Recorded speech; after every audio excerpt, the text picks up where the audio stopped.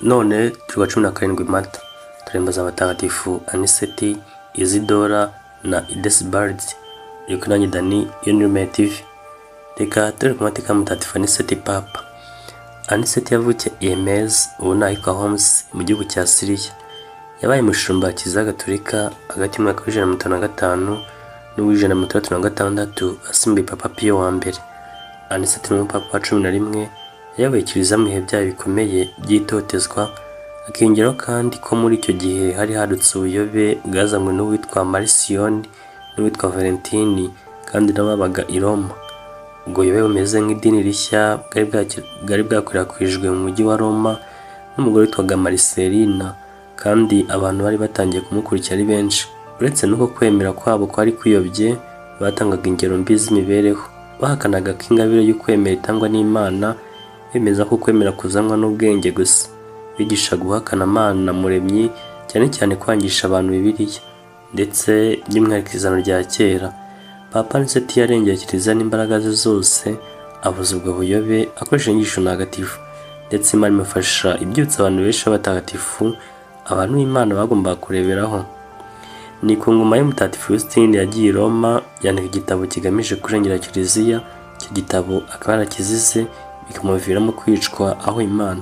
Muri icyo gihe kandi mu mwaka wa 1957 Anicet yategetse witwaga Egizipe, wari umuyahudi w'i Yerusalemu wakiriye ivanjiri, kwandika amateka ya Kiliziya kuva kuri mutagatifu Petero kugeza icyo gihe. Ayo mateka ni nayo witwa Flavius Yosefu yahereyeho yandika amateka tubonamo n'aya Kiliziya.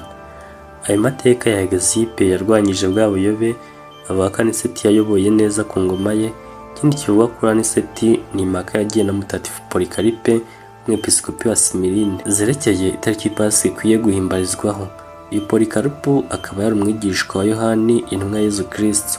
Icyakora Anicet yamubwiye gukomeza kuyigira ku munsi basanzwe bayizihirizaho, iburasirazuba, iburengerazuba nabo bagakomeza kuyigira ku munsi bari basanganywe.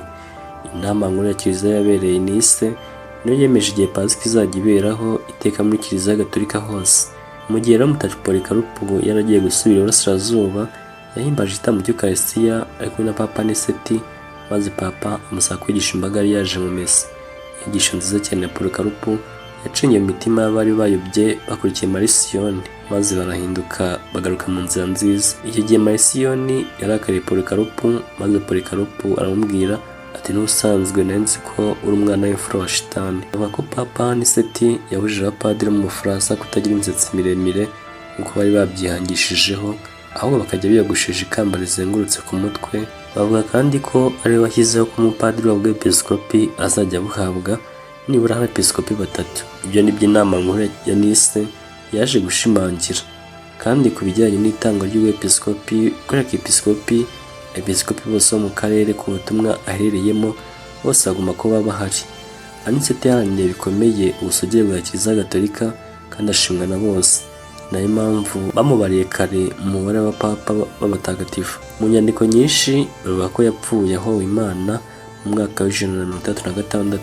Bavuga kandi ko amaze gupfa yahambwe iruhande rw'imva ya Petero intumwa. Tumwizihiza ku itariki ya 17 Mata. Mutagatifu Anicet udusabire. Dusoje twifuriza abahimbaza mutagatifu Idesbald, Isidora, Anicet kugira iminsi myiza, ndetse n'abashuti z'Imana kandi na Mariya mukomeze kugira umunsi mwiza.